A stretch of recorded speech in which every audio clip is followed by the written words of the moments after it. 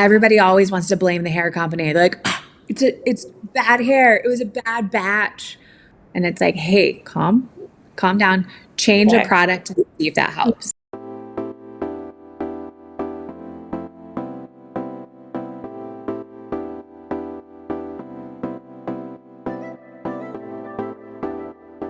How are you? I'm so good. How are you today, Katina? I'm good. Thank you so much for joining us. Good. Absolutely. Glad to be here. Awesome. So let's jump in. Tell us all of your wins, do's, don'ts, anything about protein. Yeah. So protein was, I think back a few years ago, and I remember the first client I had that I realized something's not working right. Something's weird. Mhm. I remember our extension hair just not having that full like life that it used to. And I started asking my clients what they were using, and lo and behold, it always kind of ended up not being the greatest when they were using something heavy with keratin or protein in it. So over the past few years, really just kind of narrowed down to our clients, like it's probably not the best option if you are wanting to give your extensions a long life.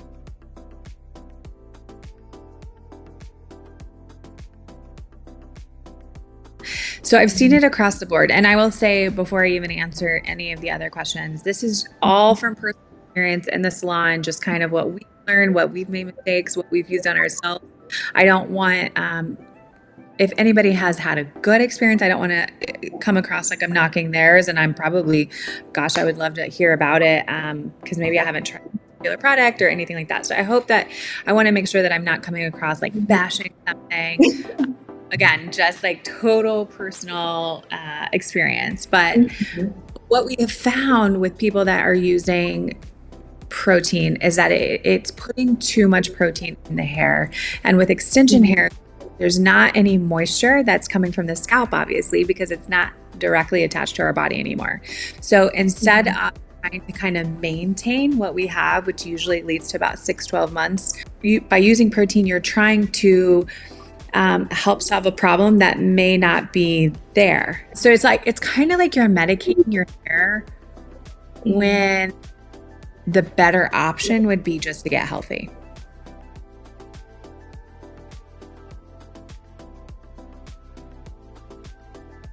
I think it can be case by case, but I also think that everything is better in small doses.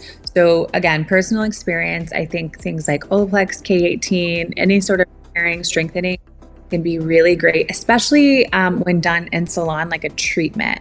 Typically, those kind of things are much better than what we can find over the counter or even on the shelf at a salon. But a treatment is really, in most cases, something that's going to penetrate all the way down into the cuticle and really get in there. Typically, when we're using things like a shampoo or a mask or those spray-ins that we can use at home, those things are kind of layering on top of each other, and they're just kind of creating a heavy coating of protein or keratin that's not actually treating the hair. It's kind of like a little shield of armor, and after a while, it's really heavy. It creates dryness in the hair and a lot of breakage. So you recommend leaving it to the professional, like when you come I would to 1,000% recommend leaving it to the professionals, also because you're not there every day, right? You're not there every shampoo.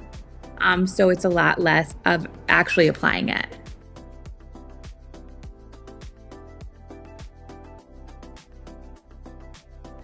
Usually, I don't know about you guys, but I can feel typically when someone has been using protein a lot and a good thing, it's a lot of dryness, a lot of breaking. They're having trouble like detangling their hair, keeping it from like, we call it crawling in the extension world, where your hair just kind of like works its way up.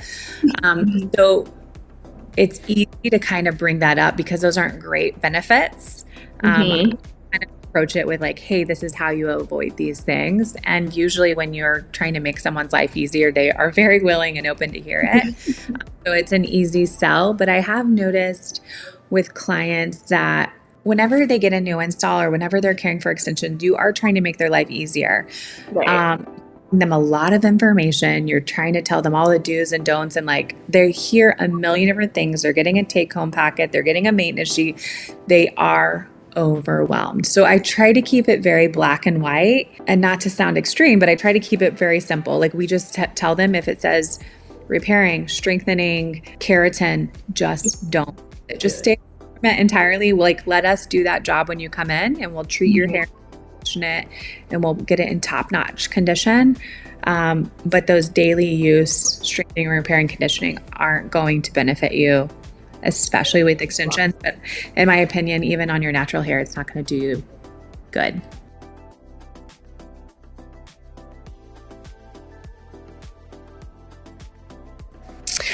So I found over the years that things containing ceramides work a little bit better than things containing keratin, at least for my clients, at least for the extension. So ceramides is basically an ingredient that retains the moisture and holds moisture in. It doesn't strengthen or repair. So it kind of just maintains what is and how the hair is created. So it works kind of perfect for extensions because it's not trying to fix something. We're not trying to medicate something. We're trying to maintain it and keep it healthy. And ceramide has been really, really good for that.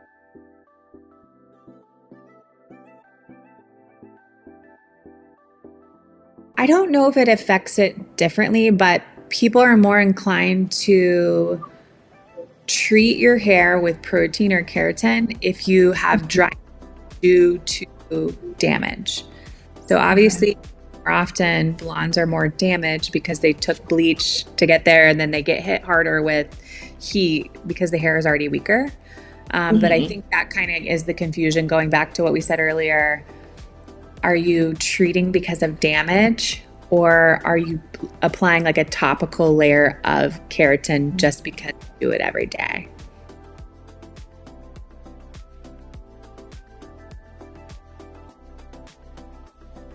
I think that's a really good question. So we've had this a couple of times.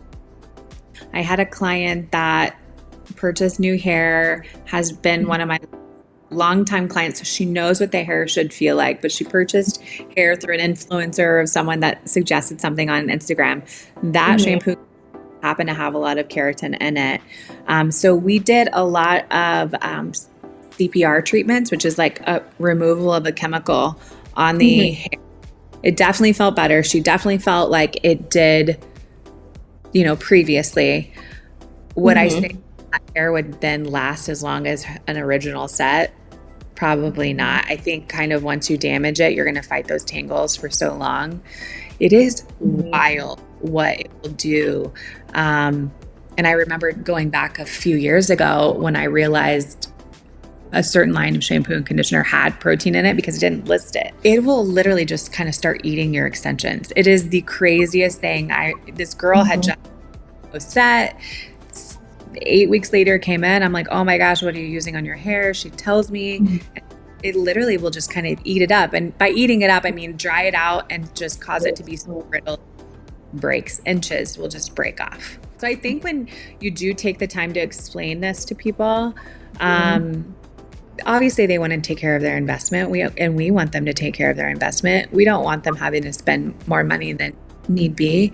So I think what we need to own as stylists is really understanding what are the other labels it could possibly be under. Because some things, especially after COVID, I think companies, couldn't get the ingredients that they typically had or had to switch it out, maybe cheap options. There's some things that we used to recommend to clients that we've now learned now contain too much keratin or protein, so we can't use those anymore.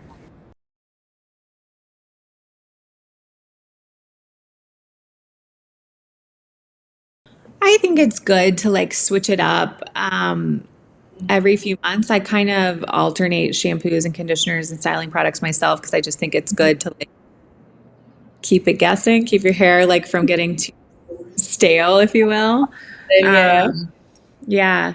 But I would encourage you guys to, or encourage stylists to really trial a bunch of different things, figure out your why, figure out why it doesn't work, or figure out what it does to your hair.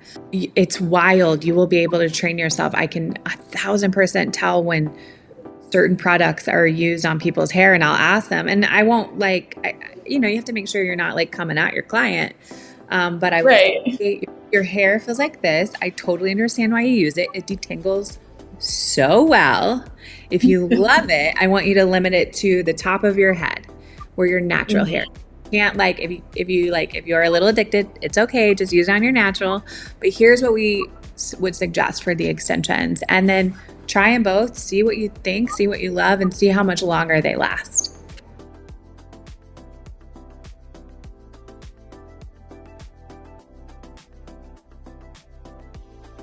True. I would say we, for the most part, teach people to do what you do to your natural hair, to your extensions. I don't like to separate you very much because that adds to the complexity of taking care of this. We tell our clients, if this is making your life harder, we didn't explain something right. So we give them a very basic, easy routine and really teach them like what you need to do to your extension hair is exactly what you're doing to your natural hair. But here's tips on how to make that a little bit better.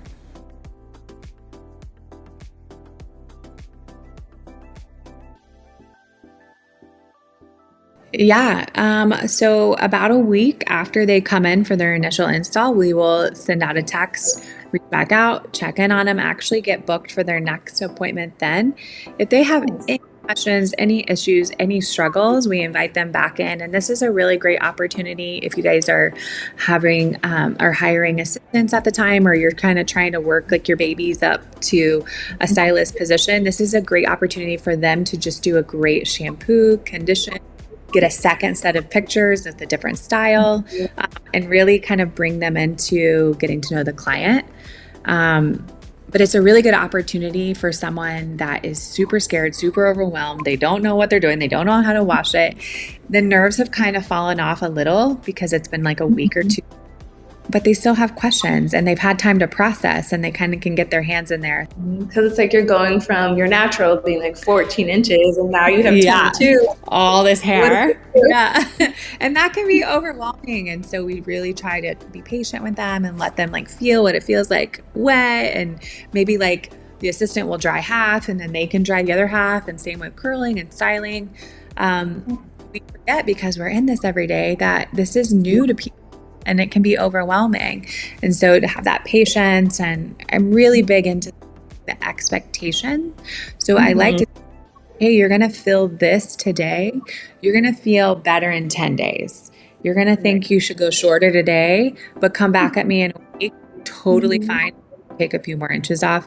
And as long as you make them feel comfortable and feeling like they can, then sometimes all people need is you putting the ball in their court, and then they're fine.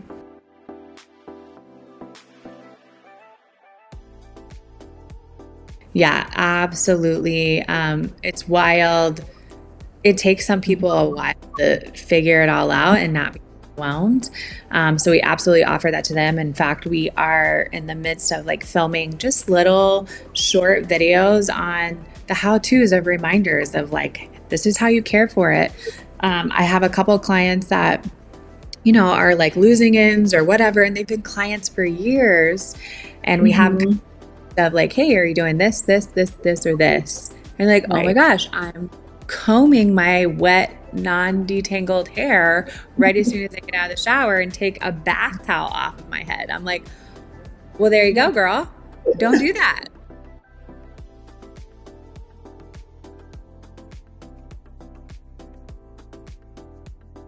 Everybody always wants to blame the hair company. They're like, oh, it's bad hair. It was a bad batch. You guys, I've been hair for extensions for 6 or 7 years. I have never, not one time from any company, had a bad batch of hair. Everyone's so quick to just like blame the hair or blame the company. And it's like, hey, calm down, change a product and see if that helps. Because 9 times out of 10, your client picked up something at Walgreens because they forgot their stuff when they were on vacation. Literally says on the bottle, keratin. And it such an easy fix. Such an easy fix. Well, thank you so much for sharing with us. It was Absolutely.